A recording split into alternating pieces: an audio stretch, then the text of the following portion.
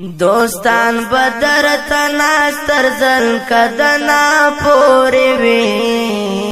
بسم الله الرحمن الرحیم.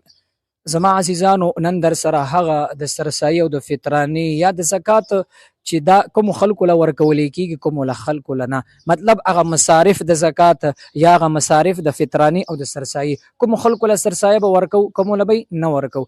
دا غي متعلق دغه ویډیو د ان شاء الله 2-3 منټو کې وي. تاسو دا خبر پور وګورئ. که تاسو ته بیا مسله وي نو تاسو ته پر اسکرین باندې زموږ واتس اپ نمبر په هغه باندې هم تاسو بیا سوال جواب کولای شئ.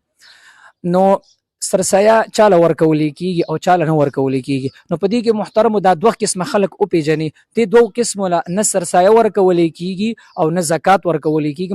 مطلب دا فرضي او واجبي صدقات چې کوم دي دا نه ورکول کیږي. دوه قسمه کوم دي؟ یو خزه او خاون. خزه خاون نه نشي ورکول، نه سرسایه ورکول شي، نه فطرانه نه زکات. دغه رنګي خاون خزيله نه سرسایه ورکول شي، نه فطرانه نه زکات ورکول شي.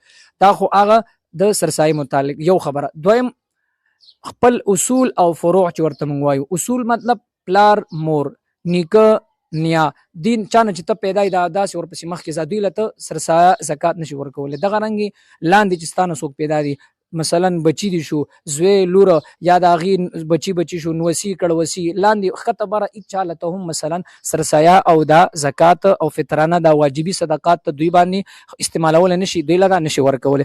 نور د دین علاوه چې کم قسمه رشتہ داران دي، اورور خور لا خور رور لا ترزویلا ماما لا ماما زویلا، څومره چې رشتہ داران دي یو بل سرسایه ورکول شي، یو بل فطرانه او یو بل زکات هم ورکول شي.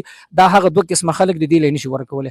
یو بل مسله دا یاد ساتي، اکثر خلک وی چې زما لور د واده شوی دا او داغه په کور کې ډیره غریبي ده، نو آیا زاغله سرسایه ورکول شم کنه؟ نو هغه خو نشي ورکول. داغه د پردا چلې د لور خاون چې مثلا زوم راځي هغه دی ورکی، نو هغه مثلا په لور باندې خرچ کو، په کور باندې خرچ کی. دا مثلا یو حیله هند کی. دا غرنګي د یو سړی زوی دی او هغه خپل زوی خو سرسایه نشي ورکول، خو دغه په کور کې غریبي ده، نو دا سړی د داسې کارو کې د زوی خزیلا یعنی خپل انګور لچ کم دی سرسایه د ورکی یا د زکات ورکی، نو لہذا انګور له ورکول شي. مطلب خپل زومله او انګور له زکات ورکول شي، خو صرف خپل زوی او یا مثلا لور لدی په لاس نه ورکی، بل چاله د رشتہ دارانو ورکی چې پاغیمانی خرچه کی. نو دا غرنګ د طریقې کا دا حیله د ما تاسو ته یاد کړل چې کوم مثلا د چا خپل لور واده وی غریبان وي یا مثلا زوی واده کړي غریب بل ځکه وشي هغه له خو نشي، هغه پر دا حیله علما او فقها ذکر کړي دا.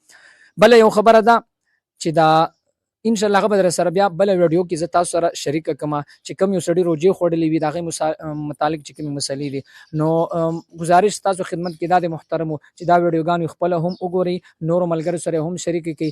نو امید دي چې الله تعالی به تاسو د شیر کولو د وجه نه تاسو د شریک کولو د وجه نه یو مسلمان به عملو کې نغه تمام ثواب ملو شي، موږ تمام ثواب ملو شي. او بل سوشل میډیا د محترم مثبت استعمالوي، د خلکو د فائدې لپاره استعمالوي، د نقصان او د غلطو سيزونو لپاره مې استعمالوي. الله تعالی دې موږ تاسو لټوله په دې باندې د عمل کولو توفیق را نصیب کړي. واخر دعوانا ان الحمد لله رب العالمین.